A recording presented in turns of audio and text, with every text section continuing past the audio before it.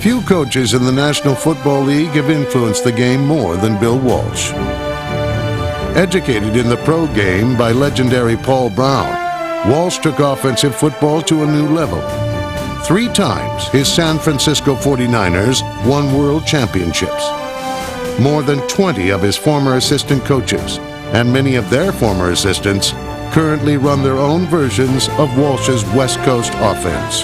But this guy will be playing outside. I don't know what's going to happen to him, but I do know that the changeup will give him trouble coming on the weak side for me. In Joe Montana, Walsh had the ideal quarterback, one who could turn his theory into cutting-edge technology. We've got our razor with 59 actions that put you 2 guys on these 2, basically. 59 razor. 59 razor! Black 59 razor! 39 Each play in the 49er system provided the quarterback with multiple ways to exploit a defense, and Montana mastered them all. Walsh's scheme was a blueprint that not only won championships, but revolutionized offensive thinking for years to come. To me, football is an art form. It's a science, but it's an art form. Because of the rules, there are unlimited possibilities. How did that hitch feel to you? You mean the Earls or Dwight's? Earls. I seem late because usually the ball just leaves my hand as they're turning. The pass offense was high percentage timed passing. So you're here, 5-step drop. That's what really gave us an edge over our opposition. The same system of football being refined continually, with us learning the skills that were necessary and finding the best way to teach those skills. Joe, try that little technique I talked about. Let me just see one. Now that's the essence of coaching. Isolating the skills that are needed in the game of football, and then finding the best drills to teach those skills. Crossover, bounce up, throw. Crossover, hitch step, throw.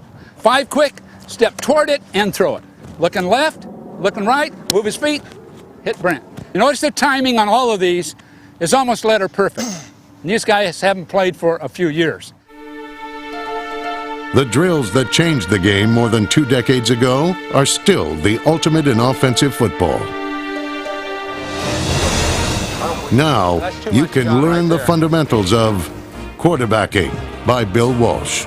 Head around, 7-step, bounce. Now he moves toward it and throws. That looks great. Looking left. Look here and come back to this. Throwing right. Good, very good. So now he's going to go to his left with a square out off a waggle action. He opens, extends the ball. Now he gets everything into it by getting that right shoulder back and crossing over. Woo, pretty. That was a heck of a throw. I mean, that will be a beauty. Bang, right back into the short post. Everything is timed. 3 big, 4 quick. Hitch, throw.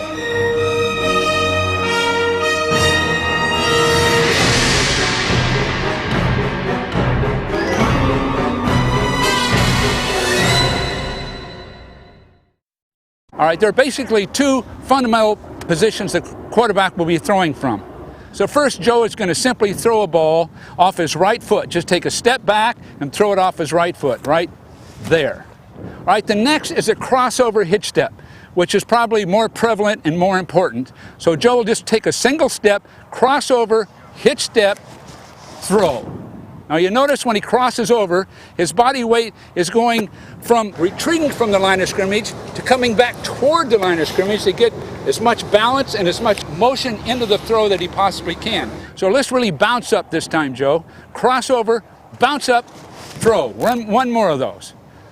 Crossover, bounce up, throw. All right, now we'll add one more. Joe is going to be waiting for a receiver down the field. So now he's going to take 2 hitch steps. Crossover, hitch step, throw. All that movement is allowing a receiver to break open or to get the depth he needs to receive a ball down the field. Just review it one more time. Right foot, throw, crossover, hitch step, throw. Crossover, hitch step, throw. Those are the basic concepts of the pass itself. All right, the next thing we're going to do is go with the center. And Jesse Sapolo, all-pro guard and center for the 49ers, is going to snap the ball. Joe, could you just show your hands? Typically, there's a lot of different methods, but what you see most of the time is you're right-handed, if I'm right-handed, on the upper side of the center's rear end and thumb to thumb in that little groove. And when the ball snaps, it's a simple closing action around the ball. 34, sit. 34, sit. Now you'll notice this time, the minute Joe takes the ball comes straight up to his midsection, and he's moving quickly away with his right foot. 34, sit. Right foot gets away. Now one of the great assets Joe had as a quarterback is the fact that he could get away from center so well. So notice the length of his first step. He's driving off his left foot, opening on his right foot, and getting as much depth as he can as the ball is being snapped. Now you notice Joe actually covered up to 3 yards on his first step. Now that's the key to quarterbacking. In the throwing motion, notice the ball is always brought right up to the shoulder. It's always delivered above the shoulder, and the tip never goes below the waist. We say to Joe, everything is released above the shoulder and caught above the shoulder. You never would throw a ball to a receiver below the waist. If the ball is caught below the waist, it affects their stride. They can't run with it after the catch, or at least their running ability is dramatically reduced. So everything is caught above the waist. And notice as Joe is in his retreat, that the ball is working in contrast with his shoulders as it retreats. Watch the smooth movement of his arms. That's another great throw by Montana. He took a 3-step drop that time. 1, 2, 3 steps. All right, the next thing we're going to talk about are the different drops that the quarterback uses. On inside breaking patterns, Joe will take 3 big steps. On outside breaking patterns, he'll take 3 quick steps. Okay, now we're going to throw the ball to the outside. Throwing to the left, Joe will take the quickest 3 steps he can, and really the shortest. And he's going to get that ball out there quickly. So first, Joe's going to throw a quick pattern to the outside with the 3 quickest steps he can take. All right? Now, the only time you throw out-breaking patterns, quick out or square out or hitch, those kind of patterns, is when the defense gives it to you. You never force that throw. So for the defense, by the design of it, allows you to throw it, you throw it, but you never force it. 3 quick, throwing to the outside. Quick out or hitch pattern. He took a 3-step drop that time. 1, 2, 3 steps by Montana. Ball's in the air, throws perfectly to right. Now we're going to throw to the right, but notice Joe's helmet does not turn right until he steps to throw. 34, sit. That is probably as important as anything for a quarterback. Don't turn that head to the right when you're throwing to the right until you step to throw. We want to keep our helmet facing straight forward as long as we possibly can, because we're not going to telegraph the throw and give the defense a jump on the ball. So you notice Joe's helmet will be facing forward as long as possible. It's easier to the left because you can't get your head turned. But most quarterbacks having problems with defenders getting a jump on the ball or throwing to their right, and their helmet turns immediately to the right, and the defense can move quickly to the receiver to that side. Now we're going to throw to the inside. So Joe's going to take the 3 biggest steps he can take, and he's going to throw the ball, and it'll be caught on a slant pattern 10 yards deep, almost to the inch, 10 yards deep. So now 3 big steps, throwing left on a slant. 34, sit. Big steps, throw.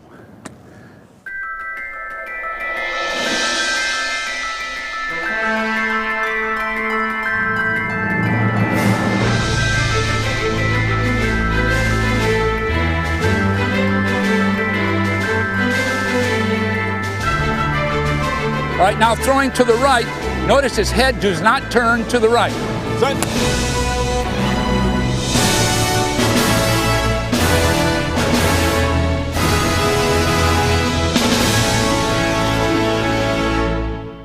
Now you have a primary receiver, which typically is a wide receiver, an alternate receiver on virtually every pass pattern, typically is the tight end, and then outlet receivers, which are typically backs. so it all times out. So now Joe is going to look left, look right, move his feet, and hit Brent Jones in the middle with a soft, deft pass, Joe. Okay. Now, Joe, can you handle all of this? I can handle that. Okay. 34, set. Looking left, looking right, move his feet, hit Brent.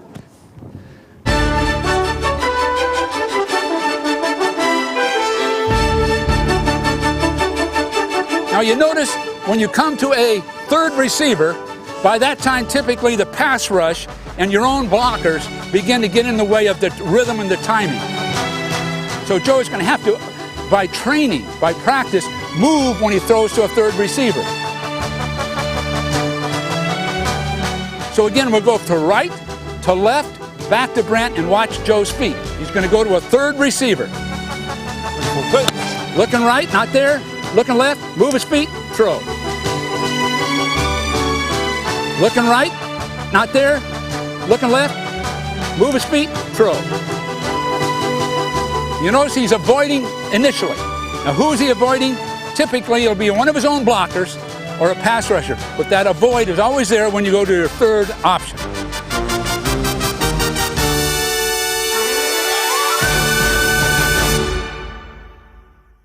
So now we're going to talk about the five-step drop.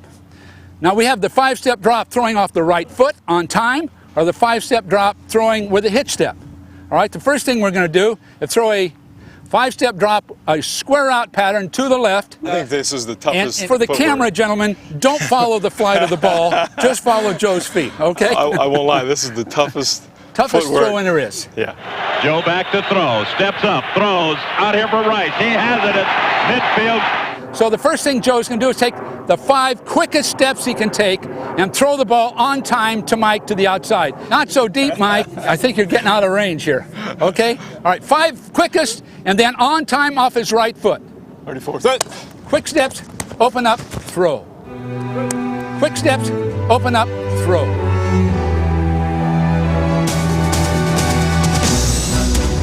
Set. Quick steps, open up, throw.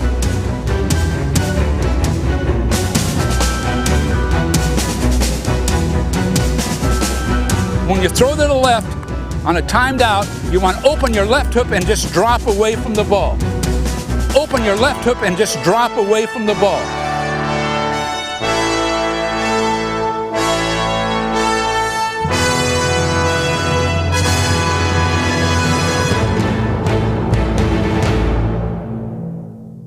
And now we're going to throw it to the right. And we can get in trouble with this throw because we can telegraph it. We're looking right and we're throwing right. The corner has a big advantage. So Joe's going to try to keep his helmet facing straight upfield. 5 quick steps. And on the 5th step, he'll step toward the receiver, just slightly toward him to get his body weight and his inertia going in that direction. So on his 5th step, you'll notice he steps slightly and on an angle toward the receiver. Set. 5 quick, step toward it and throw it. 34, set. 5 quick, step toward it and throw it. Very good, very well done. Set. 5 quick, step toward it and throw it. Very good, very well done. All right, now we're going to go to inside breaks with 5 big steps, and then using a hitch step. So now we have a square in or a hooking type pattern, and these are all on time. So Joe is going to take 5 big steps, allowing the receiver to maneuver to the inside. He'll give him a little time with his big steps. 34, set. 5 big steps, hitch step, throw. 5 big steps, hitch step, throw.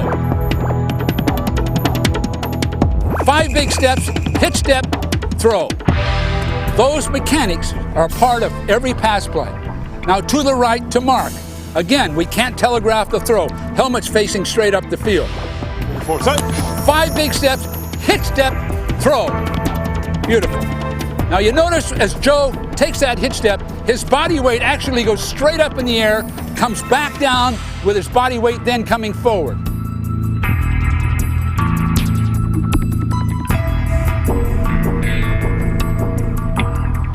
Set. 5 big steps, hitch step, throw. 5 big steps, hitch step, throw.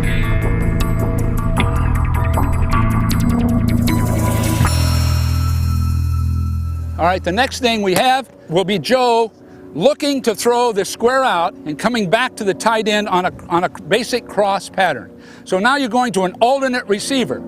He'll start that square out, come off of it, is taken away, and come back to the tight end who should be breaking open at that time over the middle. 34, set. 5 quick, not there, nope, look back, throw inside. Okay, we'll try it again. I think it's going in the ground there a little bit. Yeah, this is what, you wouldn't have made the team on these throws. In 1979, you would not have made it. So now, Joe, we're going to Mike first, then back to Brent. 34, set. Quick feet, not there, no, move your feet, throw inside. Now the feet are always moving as he looks for that alternate receiver. You never stand stationary looking for an alternate receiver. If you want to throw on time, not there, he gathers, gets his balance, and throws back. All right, the next thing we're going to talk about is a pass pattern to a back, and we're going to use a 5-step drop. The first thing we're going to throw to Roger is a Texas pattern. And this is very common in the NFL. Everybody uses it. 22, Texas. Regular, 22, Texas. All right, good pivot route out there. Weak right jazz, 22, Texas on one, ready? Texas pattern. And typically it's when linebackers clear the field, covering other people, and a back comes out underneath and catches a ball.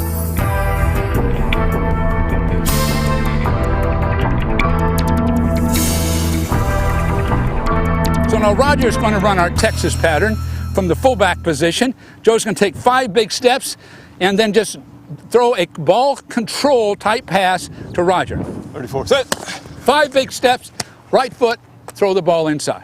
So we'll try it one more time, and Roger, that was very well done. You really jocked out the photographer there, the cameraman. Okay? This play was the one that kind of started the drive. This started the drive. This started the drive in Super Bowl 23. Montana back to throw on first down. Throws over the middle. Completes it to Craig. Craig is to the 60. Roger caught a number of these that added up to a final touchdown. Oh, get the halfback. Somebody get the halfback. 52 seconds remaining. 50 seconds. Joe back to throw. He looks. He throws. He completes it to Craig. He's down to the 10. 39 seconds remaining. This is deja vu. Montana would finish with another familiar Walsh specialty, the 5-step seam post. Back to throw Montana. Steps up, throws.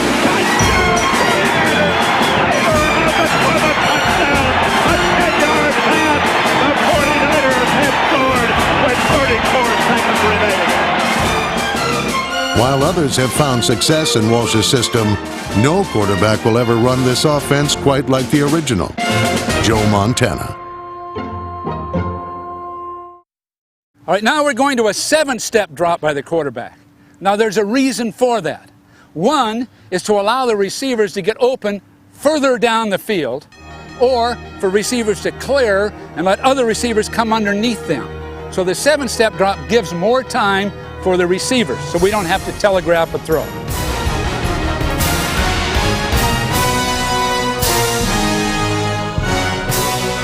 So now we're going to go to a 7-step drop. Joe's going to take the 3 biggest steps he can take to get clearance from his offensive line, then the 4 quickest steps he can take so he can get his body weight under control, himself under control, so he can move forward into the throw, because typically it's further down the field.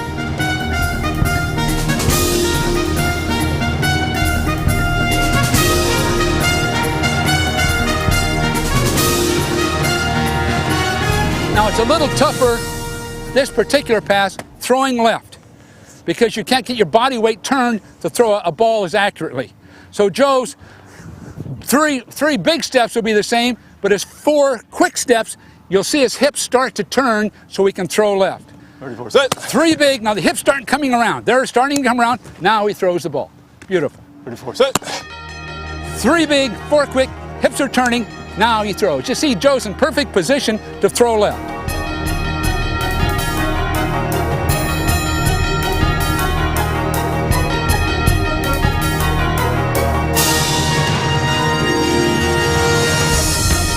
So now Joe throwing to the right, the 3 biggest, and then the 4 quickest with that hitch step. 34, set.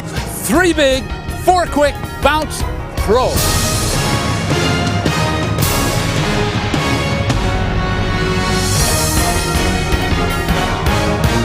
notice Joe's helmet is facing straight upfield until he steps to throw. He can't telegraph this ball. It's in the air too long, they get a big jump on it. For every extra step back here that Joe has to take, and look at a receiver, a defender can run 2 or 3 yards. So your feet and your mechanics have to be, if not perfect, established, so that you never take extra steps prior to throwing a ball.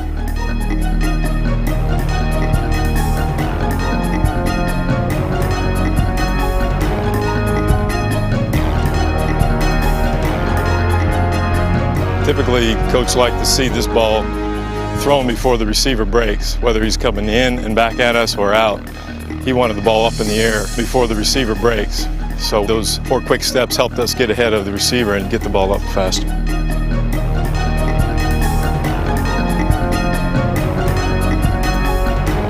So Joe has decided, as he's stepping into the throw, whether to throw it or not, or come back to his alternate. But if he's going to throw to his primary, the ball is going to be halfway there when the receiver breaks. The receiver turns and looks for a ball, it's right there.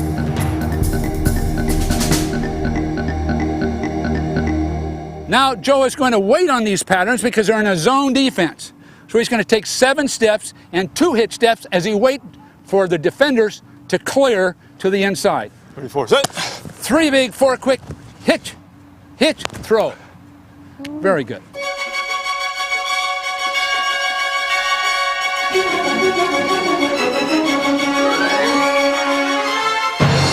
Set. 3 big, 4 quick, hitch, hitch, throw.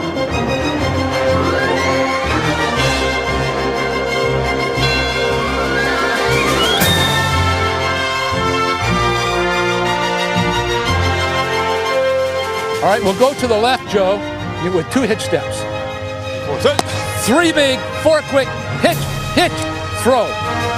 Great.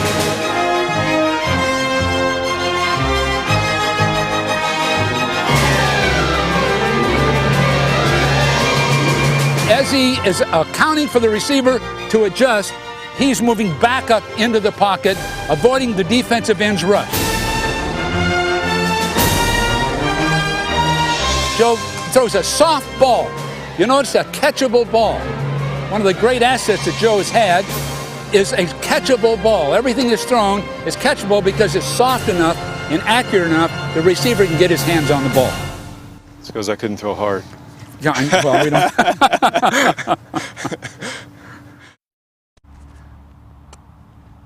Now from there, we're going to throw go patterns. The go pattern used to be 45. Now it's 35, okay? There are 3 forms of throwing the go pattern related to the quarterback's feet. It's your position on the field, the depth that you have. It's the defense itself, the construction of the defense. And it's the time you need to get your man open. Montana to throw. He wants the end zone. Rice has got it! Touchdown 49ers! Now when do you throw a go pattern? You don't throw it if the defender is deeper than the receiver. Because by the time the receiver passes the defender, he's out of range. Come here. Come here. Do not throw the ball unless he's running by him or he's even. That corner is way over the top of him. You got to do the right thing. You throw it only if they're parallel and if the defender's playing on the inside of the receiver. You can't throw it unless he's even or running by him. You don't throw a go pattern when the defender's on the outside. You throw it when he's on the inside, and you get it up if they're parallel and you're confident in your receiver's speed. But you don't just throw it up for grabs unless it's the last play of the game. Now you relate that to who your receivers are. Now, know your own personnel, too. Know your own personnel. We've had Jerry Rice here. We've had Dwight Clark here.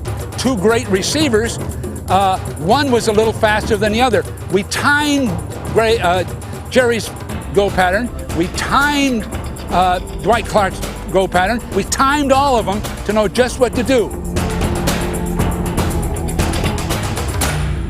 Against a press or a bump and run coverage, we may throw a go pattern on 3 steps. The 3 biggest steps he can take, and up it goes. 34, set. 3 big, set, up it goes.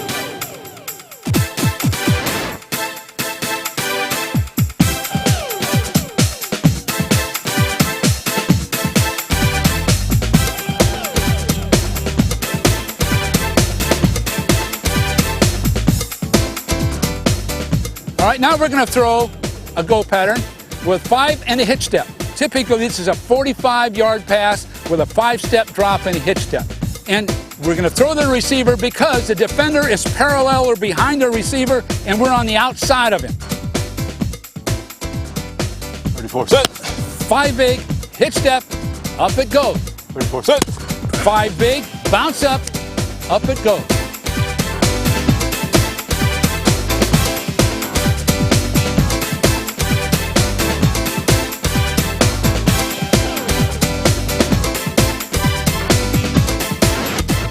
And in certain cases, it may be 7. 34, set. 3 big, 4 quick, hitch step, up it goes. It's the same pass every time.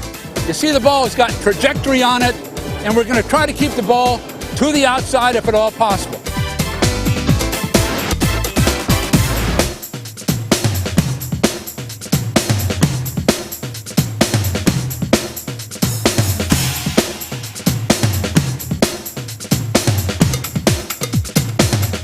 Set. 3 big, 4 quick, hitch step, up it goes. The same pass every time. Every time, the same distance and pass. That's how you develop your deep passing game. Woo! You got a little wind today, so it's tough to get. Wind? That was all muscle. All right, now we're going to throw a go pattern, but it's going to be taken away. And Joe's going to come back to Brent Jones in the middle. Brent's maneuvered inside, so Joe's going to come back to him. So Joe's going to look left, start to throw the go. It's not there. Pull it down and come back to Brent. He's going to give the go pattern just an instant of time to decide. He's going to be moving his feet and come back to Brent. 34, set. 5 big, bounce, not there, back inside.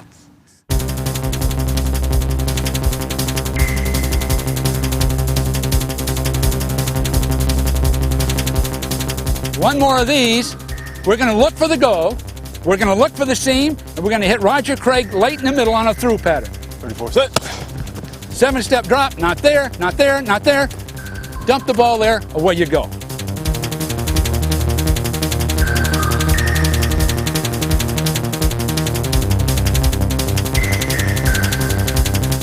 Most coaches will call it and just throw it one way or the other and hope for the best. But we'll call it often. If we call 10 deep balls, go patterns, we'll throw 4 or 5. The others will go to our tight end or our backs.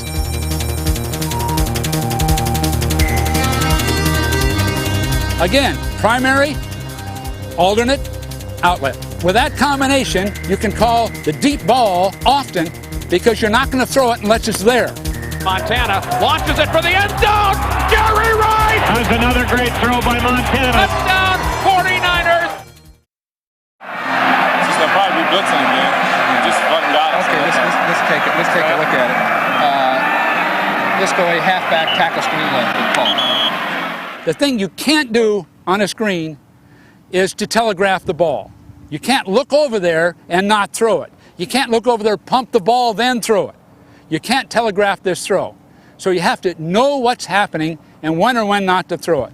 We'll start with a 5-step screen. Now Joe is going to get his depth, and then he's going to move slightly toward Roger to get a good throwing angle and to shorten the length of the throw. 34, set. 5 steps, not there. He's going to move over, dump the ball, and away we go. You'll notice Joe's helmet was facing straight upfield the entire time. He was not telegraphing the throw. Often screens work better left than right, simply because you don't telegraph the throw to a defensive lineman who can bat the ball down.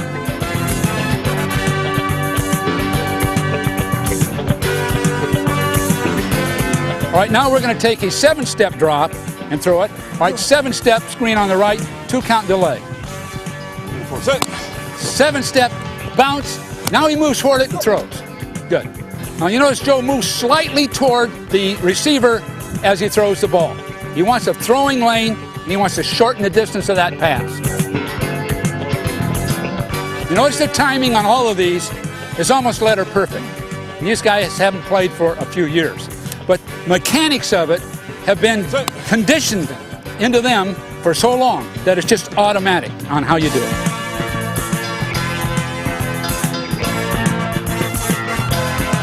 Now, 3 categories of passing. One is your drop back game. Everyone's familiar with it. 3-step 5-step, 7-step. But the next category are action passes in which a quarterback wants to get outside of the pass rush and also get himself closer, usually, to the receiver he wants to throw to. You don't want the ball in the air very long on any pass if you can help it. You'll notice the difference in distance of the throw. Joe is throwing a square out from here rather than from behind center. So he's 5 yards closer to the receiver. That means the ball's in the air 5 yards less than it would have been otherwise. He can get the ball off.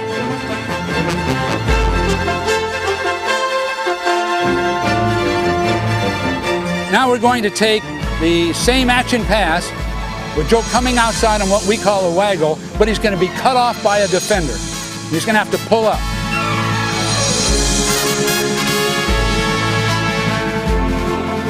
You notice he can't move his feet very much. He can't waste any foot movement back here because by that time, the timing of the play breaks down. So he's going to have to pull up and throw off his right foot. So he sees that and pulls up. One of the things you do is you see this as you're making the fake, you have your eye on the end, so you kind of have an idea whether you're going to pull up or go around almost before you have to get to that point.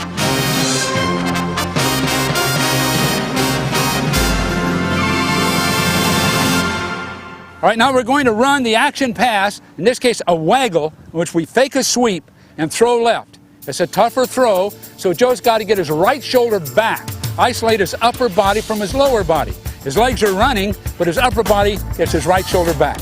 All right, so now he's going to go to his left with a square out off a waggle action. 34 set. He opens, extends the ball, gets a right shoulder back, and throws it. Now he gets everything into it by getting that right shoulder back and crossing over.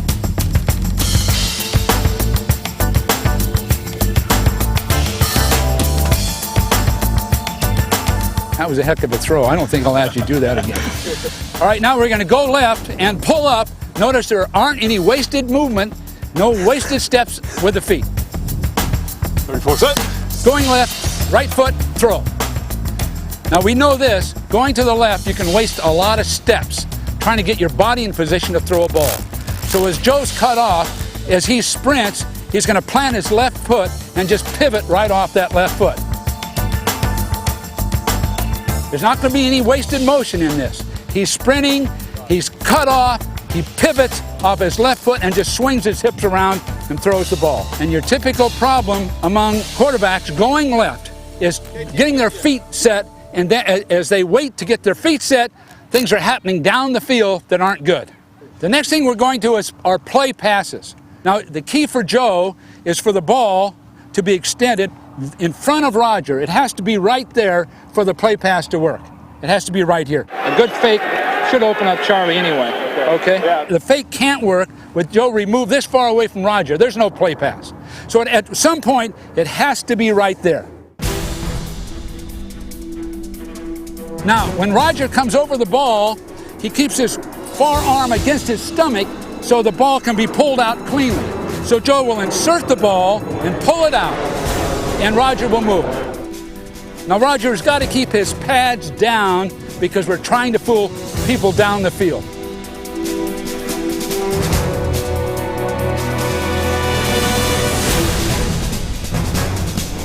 Now the first thing we'll do is run a draw play to Roger, then we'll run the fake draw play to Roger. We'll see how the both of them look. 34 set. There it is. The draw to Roger. But it's a draw up the middle to Craig, and he breaks loose. He gets into the 30, to the 25. He's down to the 20. Breaks loose again. He's to the 10. 5. Touchdown 49ers. What a spectacular run by Roger Craig. Then a fake draw. There, then he goes. Now he throws the ball down the field. Now that's the basic draw fake.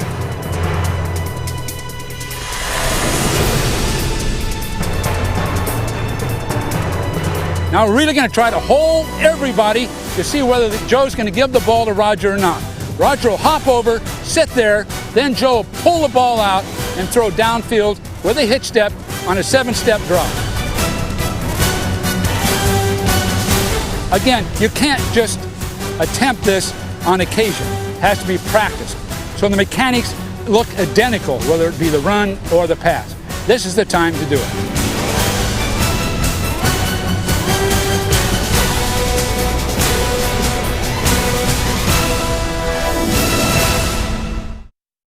All right, this will be sweep pass right, Z out. One of the key plays in franchise history was what we call sweep pass, in which the quarterback takes his normal drop to get that defensive front to really come after him. This is a key part of a Super Bowl, Super Bowl 16. So the sweep pass, Joe drops 5 and then sprints out. He gets to the outside and hits Mike Wilson for about a 25-yard gain, which really saved the game for us. From that point on, we went down and scored. 34. Set. Set. Now he comes outside the pass rush, sets up, throws the ball down the field. That was the key play. We drop back, pull the pass rush, then get outside. Now he comes outside the pass rush, sets up. Walsh's innovations still influence pro football. In Super Bowl 38, the Patriots' effective use of the sweep pass bought time to throw and sustained drives that led them to another world championship. But is greatness a product of the play or the player who executes it? Actually, it is both. And in clutch situations, no one has executed a well-designed play better than Joe Montana. In fact, Joe made so many critical plays, it's hard to recall just one. Okay, what else? What other big plays did you have, Joe? I mean, I remember, did you have that many? I don't remember many of them. Huh? 58 seconds remaining at the 6-yard line of the Dallas Cowboys.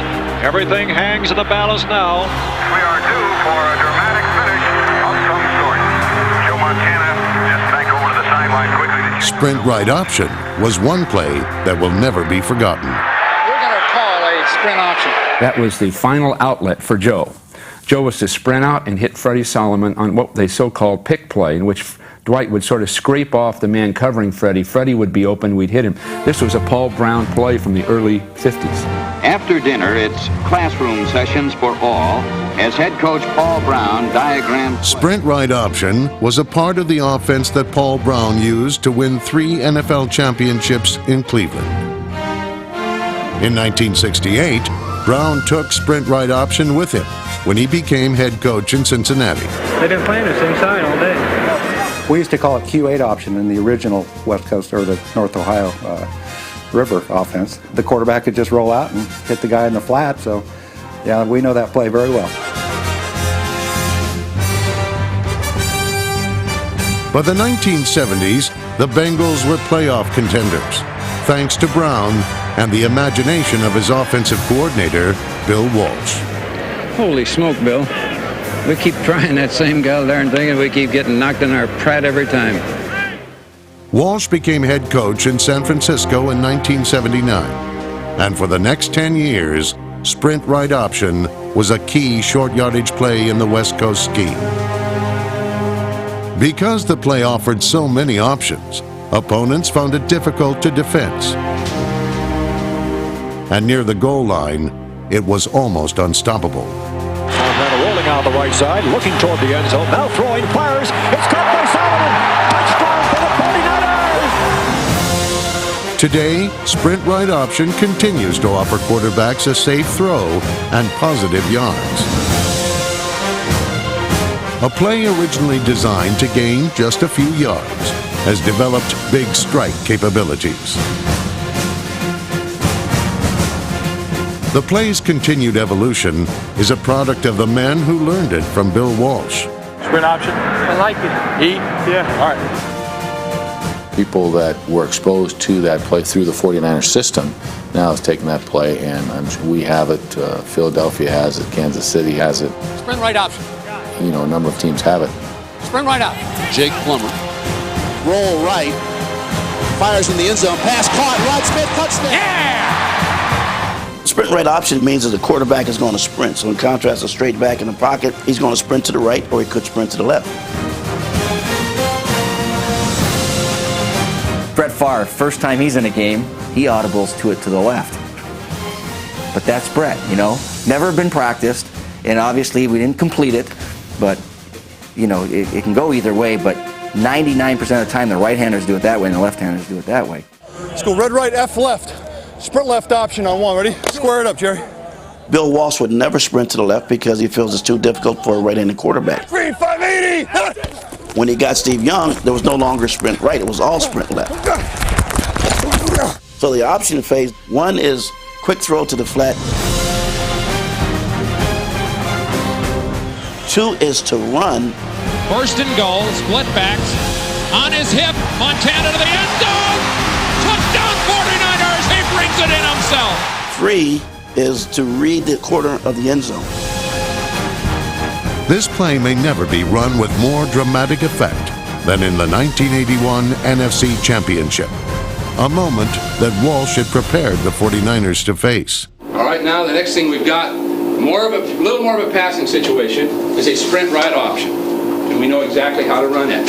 It was funny because earlier in the year, Bill had us doing this thing where we're throwing the ball, up to Dwight in the back of the end zone while you're running, and we're sitting there going, come on, I mean, this is something that just happens, you don't practice it. When you got to throw the ball back to that guy, you throw it up and it's thrown away, or he catches it or nobody does, is basically what he was teaching us, and that's hard to practice.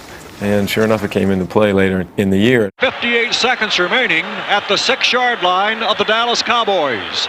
Everything hangs in the balance now. We're going to call a sprint option. That was the fulfillment of 3 years of hard work of running that play thousands of times in practice. Let's go sprint right open. And the repetition. What's that? One play that scored a touchdown, this is it. Sprint option. We're going to call a sprint option.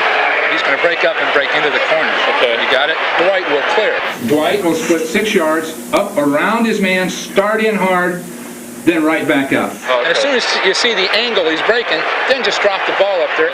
Look for this. If you don't get what you want, you'll just simply throw the ball away. Okay. You know what I mean? Hold it, not there, away it goes. If you're ready to go to Dwight, you got it. 58 seconds Don't pick! Sprint off! We took the field and executed. And that's the essence of the West Coast offense, or any really well-executed form of sport. It's the repetition and dealing with the contingencies and over practicing these things to where there isn't anything really verbal that has to be done. Montana lines up at the 5. Now Joe's going to throw on the run. 34 seconds. He rolls right, looking to throw. Rolling out to his right, coming around it. Looking to throw. He's got to get the ball over the linebacker's head and throwing up over the top of people. He throws into the end zone. It's one of the toughest throws in football.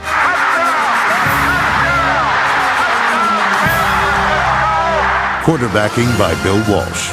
Proven winning fundamentals that have withstood the test of time. Thank you. You bet. Here we are.